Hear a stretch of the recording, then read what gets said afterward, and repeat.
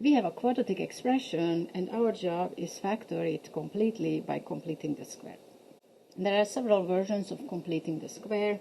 The one that we have learned only works when the leading coefficient is 1. So the first issue is that here the leading coefficient is -3. So we need to get rid of it. But we cannot divide it by -3 because we are not dealing with an equation of whose both sides we can manipulate the same way. This is an expression, and so while we factor it or simplify it or whatever we have to do to an expression, we are to preserve its value. We are not allowed to divide this by -3, but it is almost the same if we just factor it out. So we factor out the -3, and when we factor out a negative number, we should be very careful. The multiplication backward should work.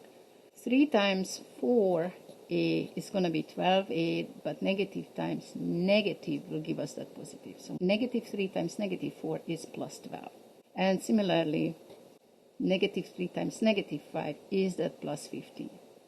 And now we have this scenario where there is good news and bad news. The bad news is we cannot get rid of the -3. The good news is all we have to do is just drag it along and ignore it. Inside the parentheses, now we're going to complete the square. Half of the linear coefficient is -2.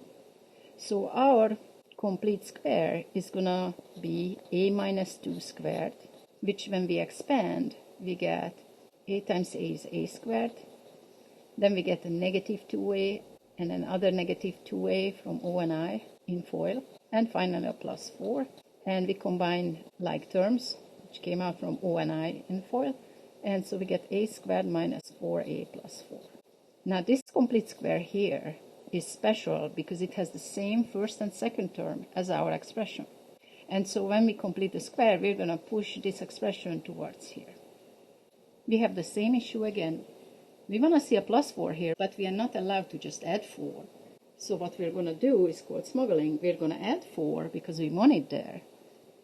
And we're going to immediately subtract it, sort of undoing the image. This is what we want. This is what we have to pay for it.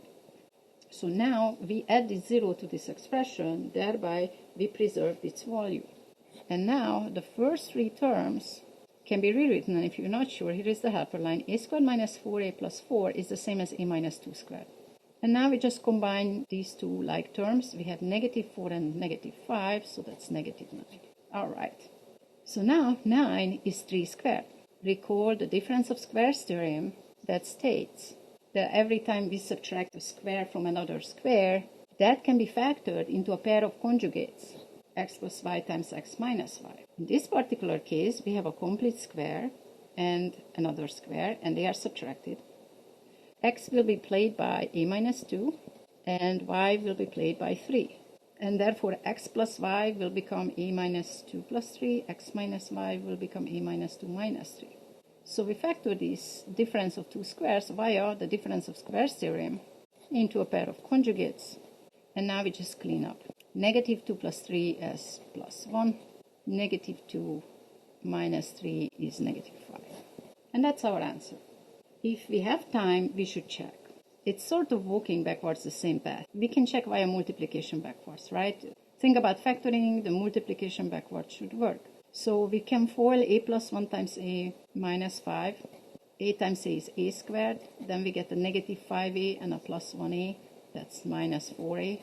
And plus 1 times -5 is -5. And now we distribute the -3 and get -3a squared plus 12a plus 15, which is our original expression. So our answer is correct. Thank you for watching.